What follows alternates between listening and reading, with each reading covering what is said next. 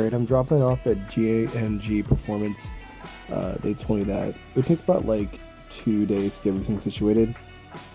Actually also installing a short shifter as well.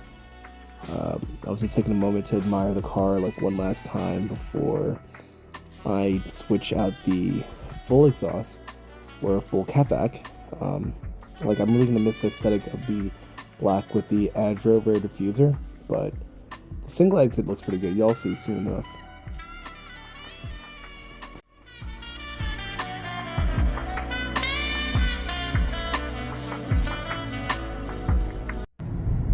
Yeah, I guess I'm okay. I'm gonna probably Want me to say silent?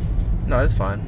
I'm probably just gonna cut audio, voiceover, and put music, and hopefully it doesn't get copywritten, and then I have to cry about it. Copyright for music? Even then it's Yeah, the same? because then sometimes what people do is they take the copyright music and then they make a song over it, and then they copyright it. Oh, so like, well, we heard in this song's copyright. It's like, they sampled this song. That wasn't copyright. Honestly, when I realized that was happening, I'm like, is that why my videos getting copyrighted and strike?